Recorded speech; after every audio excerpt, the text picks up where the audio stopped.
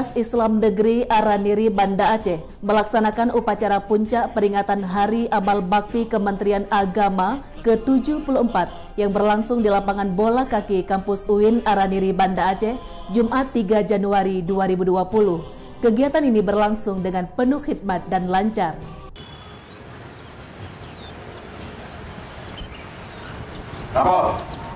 Upacara peringatan Hari Amal Bakti Kementerian Agama ke-74, Jumat 3 Januari tahun 2020. Siap dimulai. Laksanakan.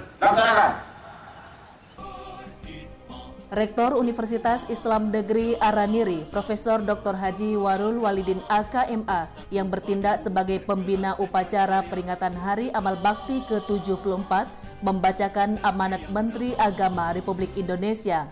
Jenderal TNI Purnawirawan Fakhrul Razi mengingatkan, dalam negara Pancasila, siapapun dengan alasan apapun tidak diperkenankan melakukan propaganda anti-agama, penistaan terhadap ajaran agama dan simbol-simbol keagamaan, menyiarkan agama dengan paksaan, ujaran kebencian dan kekerasan terhadap pemeluk agama yang berbeda.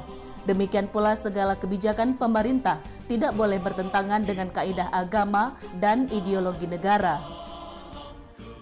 Saudara-saudara sekalian, dalam kesempatan memperingati Hari Amal Bakti ke-74 Kementerian Agama, secara khusus saya mengajak jajaran Kementerian Agama di seluruh Indonesia pahami sejarah Kementerian Agama serta regulasi, tugas dan fungsi kementerian ini dalam konteks relasi agama dan negara.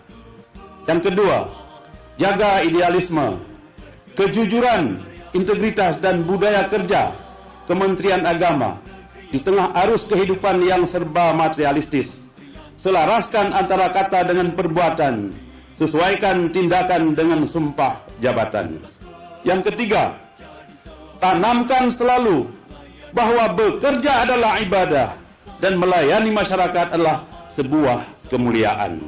Yang keempat, perkuat ekosistem pembangunan di bidang agama dan antar sektor dan antar pemangku kepentingan, baik sesama institusi pemerintah, tokoh agama, organisasi keagamaan, dan segenap elemen masyarakat.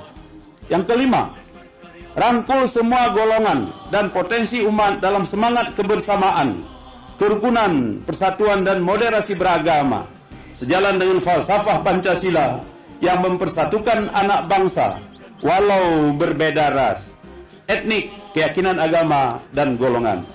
Yang keenam, implementasikan visi dan misi pemerintah ke dalam program kerja Kementerian Agama di semua unit kerja pusat, daerah, dan perguruan tinggi keagamaan.